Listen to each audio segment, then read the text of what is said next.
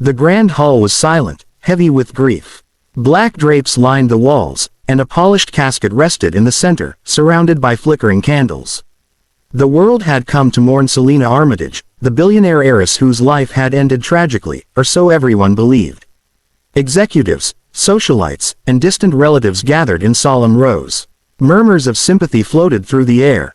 The family patriarch, Richard Armitage, stood at the front, flanked by lawyers and assistants, his face a mask of stoic sorrow. The priest stepped forward to begin the ceremony, his voice calm but solemn. "We gather to honor the life of Selina Armitage." Suddenly, the doors at the back of the hall burst open. A man stepped inside, his uniform dusty and worn. He carried no flowers, no official papers. Just a pair of garbage bags slung over his shoulder and a face etched with urgency. "Stop the funeral," he shouted, voice trembling but firm. Gasps erupted throughout the hall. People turned, shocked. The priest paused, uncertain, as the murmurs grew louder. "Who is this?" Richard demanded, his deep voice cutting through the whispers. The man stepped closer, lowering his hood.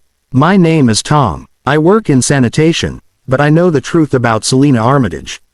She's not dead." The room fell silent again. Richard's face turned pale. His perfectly tailored suit seemed suddenly inadequate, his empire of power and wealth irrelevant in the face of this audacious claim. "What are you talking about?" he demanded. Tom dropped the garbage bags to the floor, revealing envelopes and papers inside. He held up a phone. "Proof. Evidence she's alive, and I know where she is." Gasps filled the room again. Executives whispered frantically. The priest blinked in disbelief. And in that instant, a secret buried for months, maybe years, threatened to explode. Scene 2. The revelation approximately equals 1,000 words. Tom had been a garbage collector for over a decade, quietly observing the sprawling estates of the Armitage family. It was a job no one noticed, but one that gave him access to the discarded, the hidden, and the overlooked. He had stumbled upon unusual garbage bags weeks before, bags that weren't supposed to leave the Armitage estate. Inside were papers, letters, and even a laptop that hinted at a cover-up. As the crowd watched him, Tom held up one of the envelopes.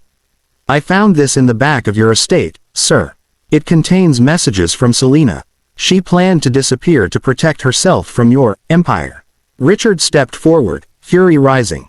"This is preposterous. You're delusional. Step aside." Tom shook his head. "Check the files, sir. The hospital records, the security cameras, they were altered. Someone wanted everyone to think she was dead. But I saw her last week, alive, in the city." Whispers spread through the hall.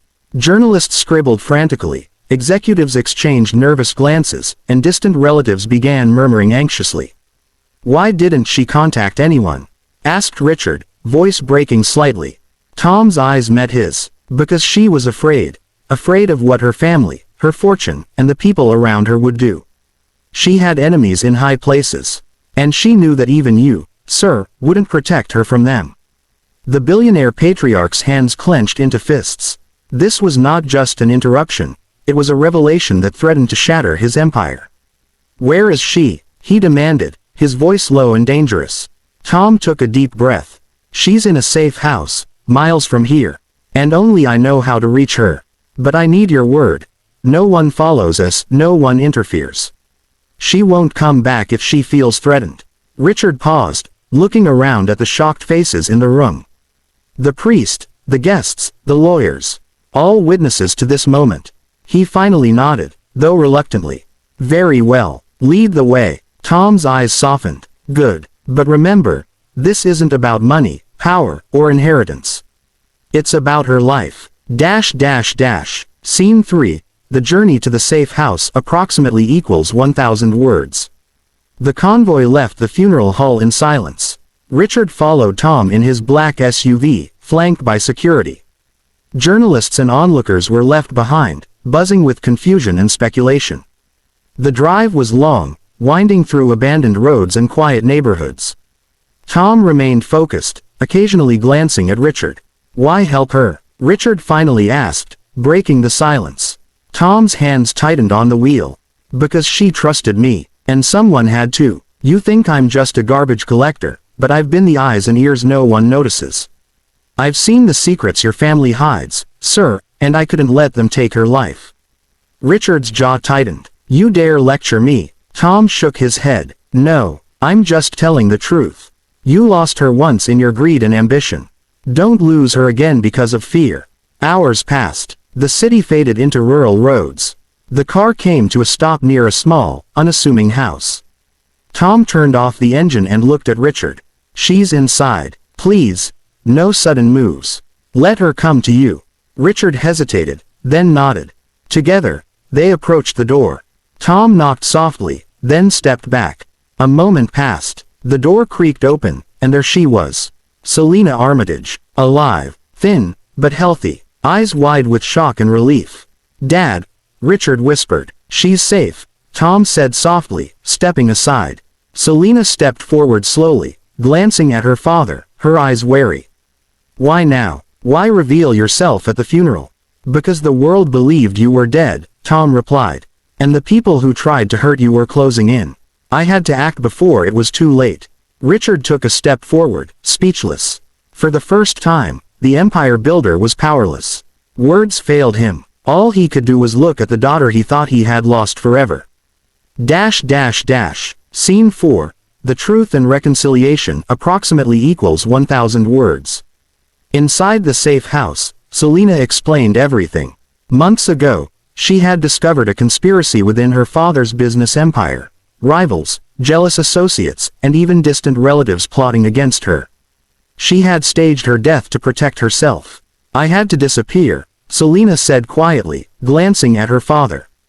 I couldn't trust anyone, not even family. You wouldn't have been able to protect me from everyone. Richard sank into a chair, guilt overwhelming him. Selina, I failed you. I should have. Selina placed a hand on his arm. You didn't fail me. I chose to leave. I had to survive, Dad. That's why I needed someone outside, someone like Tom to watch over me. Richard looked at Tom, eyes wide. You risked everything, for her. Tom nodded. Because someone had to, and she deserved a chance at life without fear. The room was quiet, filled only with the sound of wind outside and hearts slowly uniting. Richard realized something crucial. Money, power, and influence meant nothing if life itself was at stake.